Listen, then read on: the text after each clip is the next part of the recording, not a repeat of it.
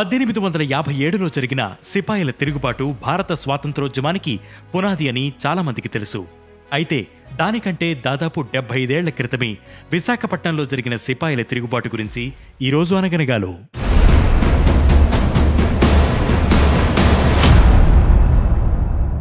1857లో British East India కంపెనీపై సిపాయిల తిరుగుబాటు జరిగింది. ఇదే భారత స్వాతంత్ర పోరాటానికి నాంది అని చరిత్రకారులు నిర్ధారించడంతో దానికి ఎనలేని ప్రాధాన్యం లభించింది. కానీ అంతకంటే ముందే సిపాయిల తిరుగుబాటు జరిగిందని బ్రిటిష్ పాలకులే అంగీకరించి వాటిని గెజెట్లో ప్రస్తావించారు. ఇందుకు సంబంధించిన ఆధారాలు లండన్ మ్యూజియంలో లభిస్తాయి. 1780 అక్టోబర్ 3న విశాఖపట్నంలో, 1806లో తమిళనాడులోని వెల్లూరులో, 1824లో పశ్చిమ బెంగాల్లోని బారక్పూర్లో సిపాయిల తిరుగుబాట్లు జరిగాయి.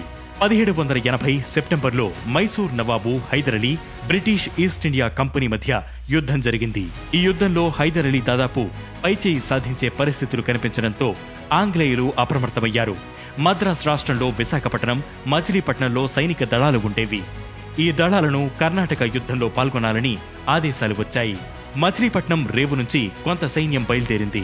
అయితే విశాఖ సర్కార్స్ పరిధిలోని గ్రేండియర్స్ రెజిమెంట్ నుంచి సైన్యాన్ని ఓడలో మద్రాసుకు, అక్కడి నుంచి మైసూరుకు తరలించాలని నిర్ణయించారు.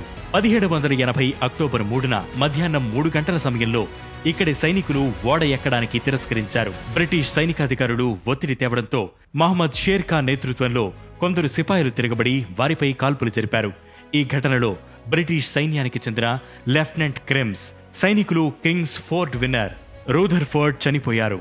కెప్టెన్ మ్యాక్స్టన్, కెప్టెన్ లాన్ తీవ్రంగా గాయపడ్డారు. ఆ తర్వాత భారతీయ సైనికులు ఏకమై బ్రిటిష్ సైన్యానికి చెందిన ముఖ్య అధికారిని బంధించారు. ఖజానా లూటీ చేసి 21,900తో పాటు ఆయుధాలు తీసుకుని హైదర్ అలీకి మద్దతుగా నిలిచేందుకు బయలుదేరారు. అయితే పాయకరావుపేట సమీపంలోనే వారిని పట్టుకున్న బ్రిటిష్ అధికారులు విశాఖ తీసుకువచ్చి కోర్టు మార్షల్ నిర్వహించారు.